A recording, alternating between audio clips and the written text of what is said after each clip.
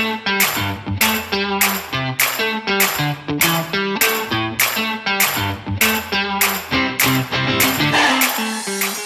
and welcome to the SportsGrad podcast. My name is Ryan Walker and with me, as always, is the captivating Ruben Williams. How are you, mate? I'm very well, thank you, Ryan. Today's episode is going to be captivating. I'm glad you've brought that up.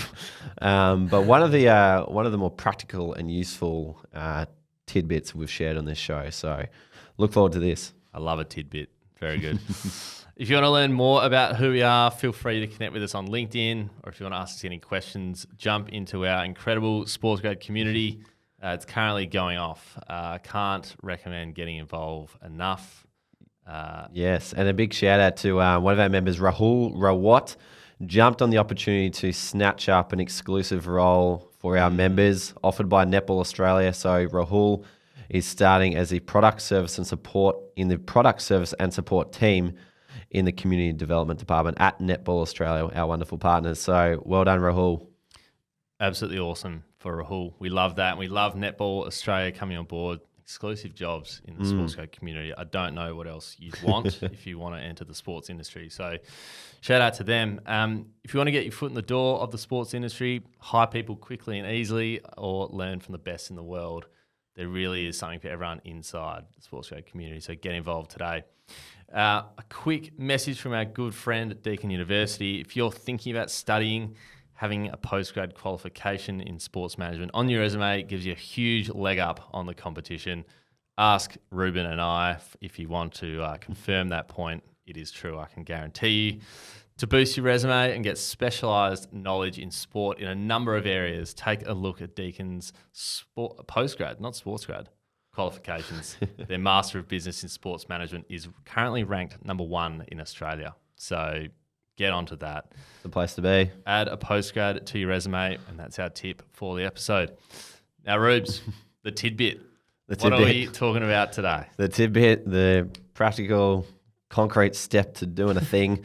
Well, Ryan, it's been a big start to you to talking about the hidden job market and about the 80% of roles that live in the hidden job market behind the curtain, and all things who you know rather than what you know. So today's all about how can we get to know more people. Now, the people who are going to help you, the decision makers in that bucket of people who can help you immediately, we know these types of people are extremely pressed for time. Like when people ask them for a 30-minute coffee, in their mind, it's not a 30-minute commitment. You know, there's the opportunity of cost of everything that happens around that, everything it took to get to that meeting and everything it took to get away from that meeting and back to work. So if you are out there trying to connect with decision makers, people who are pressed for time, Zoom is the solution. So then the big question becomes, how do I get a Zoom call? Well, one strategy is to find people on LinkedIn. And what you want to do once you get into LinkedIn, because LinkedIn's a massive network, there's heaps of people on there who you connect with. One way to go about it is to simply target the people who are posting content on LinkedIn. And the reason to do this is because they're the ones who want to have a conversation. They're not posting for the fun of it. They want to start a conversation. They want to talk to people. They want to share ideas. And that overcomes the barrier of getting a response from people. So if someone's not active on LinkedIn, sending them a message may fall on deaf ears because they just don't use the platform. But if you send a message to someone who posts a lot, you're more than likely going to get a response simply because they're on there more often than not. So how do you do this? We love the how. How? That's the key bit. Exactly. Here it comes. Step 1. You're going to scroll through LinkedIn until you find something that interests you. Once you've found a piece of content that you are interested in, you're then going to send that person a message. And it's just going to be a simple appreciation for their content. You're literally just going to say, hey, Ryan, I saw your post about the new partnership between the BBL and Nike the other day. Found that really interesting, and I ended up diving into a rabbit hole of sponsorship news in sport. Thanks so much for sharing. That's it. All I've done is say, thank you very much.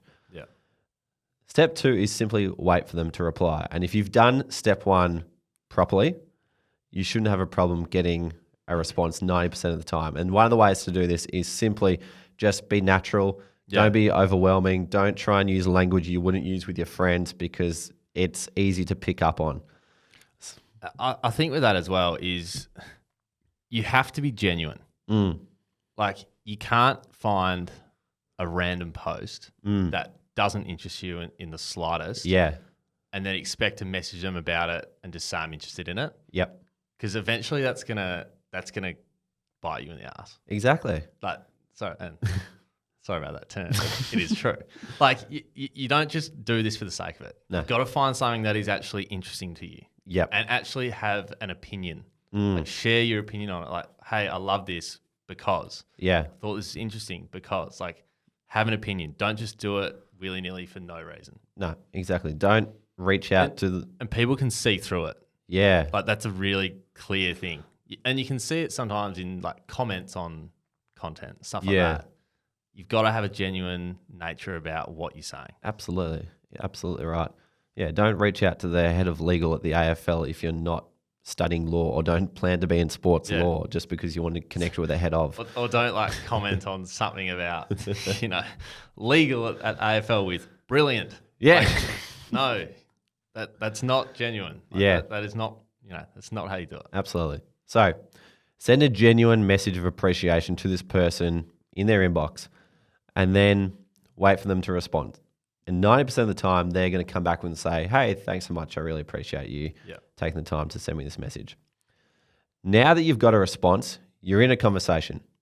So you've got over the first hurdle, which is getting a response. And now it's your time to make a request.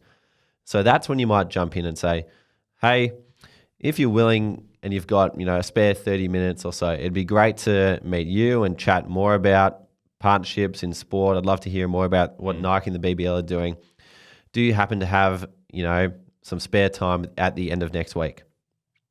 And now that you're already in a conversation, you're more than likely to get a positive, response to that. But essentially what you want to do is make it as easy as possible for the other person to say yes. Yeah. So there's a couple of things there that I mentioned. One of them is end of next week. So put it a week in advance. Yeah. Put it at the end of the week. Start of the week, Monday, Tuesday, everyone's getting set up. Everyone's diving into work. Thursday, Friday, people have got more time for meetings. Yep. Second one is be very specific with your request. So ask them, do you happen to have 20, 30 minutes for a Zoom call? When you say that, they know exactly what they're getting into. Yep. So make it specific, make it easy for them to say yes. Then once you've got a response, make it easy for them to show up. Ask for their email address. Send them a calendar invite and take the stress out of them meeting you because if you want to meet with them, you've got to do all the legwork. Yep. The alternative to this, if you are hell-bent on going to a cafe and having a coffee, go to the closest cafe to their work or to their home to make it as easy as possible because you're getting more from this interaction than they are. So that is simply it. Find someone on LinkedIn who you genuinely are interested in, show appreciation for what they're sharing, then make a request that's easy to say yes to. One other thing on that last point around, scheduling in a Zoom. The other day I messaged someone on LinkedIn from WA who I want to catch up with. And I think the key about this is like, you've got to be patient. So I messaged this person the other day. I said, hey, would love to catch up for a Zoom call. Obviously can't have a coffee from WA to Melbourne, so Perth to Melbourne. And he said, hey, like I'm absolutely flat sick at the moment. Does like the 28th of Feb work? And I was like, absolutely. That is totally fine. I said, flip me your email. I'll send a calendar. So at least it's in there. Like when you message someone, it doesn't have to be the next few days. And I think the point around when you said, is there a time at the end of next week or in the future? I think that is really important. You've just got to be patient. It's not going to happen the next day. It's okay if it's in 4 weeks' time. Yep. At least it's in the calendar. Yep. And hey, it might be the day before and they're like, oh, I forgot about this. Let's reschedule. It's still in their diary. Yeah. So don't sort of get put off if it is a few weeks in advance. And that's a really good point because another way to overcome that barrier of I don't have enough time or I'm too busy is to just acknowledge it. Just to say, hey, Ryan, I appreciate you're super busy at the moment. And to be honest, I can totally understand if you haven't got any time for this at all. Yeah. However, if you would be willing. And you know what? If someone said that to me, I'd be like, just for showing the empathy for what I'm going through at the moment, has opened me up to having a conversation with you. Yeah. And it's showing that you're human. Yeah. Like, I love it. You just got to be a genuine person and understand what people are doing. Yeah. With all this, did you read this somewhere, or is it, where, did you just come up with it? Where did this come from? Well, I kind of stumbled across this process by doing it myself. Yeah. So I think it was July 2020. We had just started the SportsGrad podcast. So podcasting was like the biggest thing I was interested in at the time. And a bloke called Anthony Allsop, who's now the general manager of marketing and communications at the Melbourne Rebels, he put out a post with an attachment to a sponsorship proposal, a podcast proposal to the AFL. Oh, yeah. It was a document that laid out to the AFL, hey, this is what a daily podcast could look like, run by AFL Media. This is how much it would cost to employ the people to run it. This is the expected downloads. This is the expected sponsorship return we could get on it. And it was basically just, a proposal on how to run a podcast for the AFL that he'd come up with himself. He just did that randomly out of the blue. Yeah. He just thought, I'll do this. Well, yeah. So I think he shared it with the AFL, and then 6 months later, he decided to share it publicly just to show what he'd been working on. Yeah. And I was like, this is brilliant. We've just started a podcast. We're looking to get sponsors. How does it all work? Yeah. And so I just shot him a message, and I was like, hey, Anthony, thanks so much for sharing that document. As someone who's just got into the podcast game and is super interested in how the sponsorship side of things work, this sort of information is incredibly rare. So thanks so much for sharing it. And I that's all I intended at the time. And I love it. That's a real genuine nature, because it was really relevant for you at the time. It wasn't just a throwaway, hey, I want to get to know that guy just because I can. Yeah. Like, you were genuinely interested in what he put on there. And then sure enough, Anthony responded. He said, hey, thanks so much. Great to see that you guys have kicked off a podcast too. All the best with it. And I had a look through his profile, and he'd done some other cool mentor things with startup accelerator programs. And I just said to him, hey, we're just getting going. I see that you have done some mentorship stuff in the past. I think Ryan and I could really, learn from you. If you're willing, do you happen to have time for a 30-minute chat at the end of next week? Yeah, the buzzword of today. And he said, I'm going to put that on a message today. Yeah. And sure enough, he said, yep, no worries at all, let's do it. And so we caught up, and then since then, we've probably had coffee a handful of times just to see how we're going. And so that literally just came from seeing his post on LinkedIn.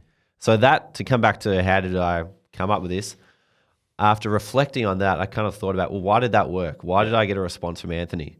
And it all just starts with being genuinely curious about the people who you're reading about on LinkedIn. Yeah.